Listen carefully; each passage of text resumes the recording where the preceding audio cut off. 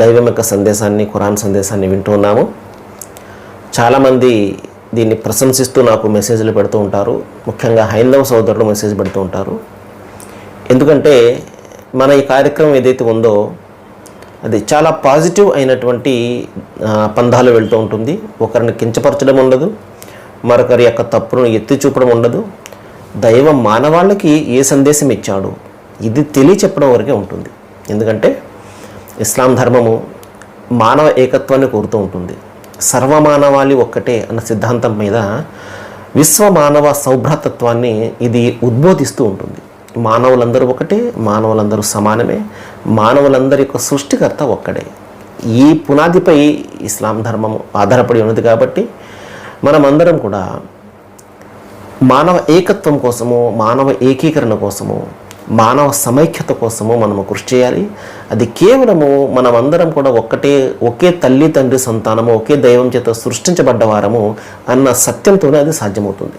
మహాశిలరా, ఒక చక్కటి వాక్యాన్ని దైవం ఇక్కడ తెలియజేస్తున్నాడు. మన సమాజంలో నిరుపేదలు ఉంటారు, అన్నార్థులు ఉంటారు, అనాథలు ఉంటారు, ఇంకా అభాగ్యులు ఉంటారు. వారికి సంబంధించినటువంటి విషయాన్ని దైవం తన ప్రవక్త ద్వారా మానవాళికి తెలియజేస్తున్నాడు.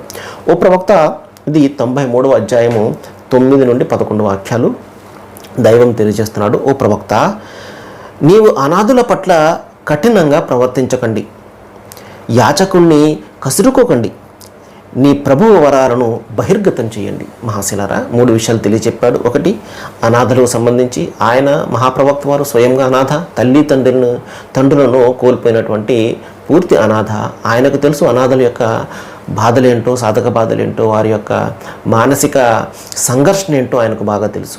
దైవం తెలియజేస్తున్నాడు, కఠినంగా మీరు వ్యవహరించకండి అనాథుల పట్ల. దైవ ప్రవక్త ఒక సందర్భంలో తెలియచెప్తారు, ఏ ఇంటిలోనైతే అనాథ యొక్క పోషణ జరుగుతుందో, చక్కగా జరుగుతుందో, ఆ ఇల్లు ఎంతో ఉన్నతమైనటువంటి ఇల్లు, ఉత్తమమైనటువంటి ఇల్లు అని చెప్పేసి దైవ ప్రవక్త తెలియజేశారు. మహాశిలారా, కాబట్టి అనాథల పట్ల మీరు కసురుకోకండి, యాచకుడిని కఠినంగా వ్యవహరించకండి, యాచకుడిని మీరు కసురుకోకండి. కొన్ని సందర్భాల్లో మనం వారికి సహాయం చేసే అవకాశం మనకు ఉండదు. అటువంటి సందర్భంలో ఒక మంచి మాట ద్వారా, లేకపోతే ఏమి చెప్పకపోవడం ద్వారానైనా మనము సమాధానం చెప్పచ్చు. కానీ కసురుకుంటూ బాగానే ఉన్నావు కదా, నీకెందుకు ఇదంతా కూడా పని చేసుకోవచ్చు కదా.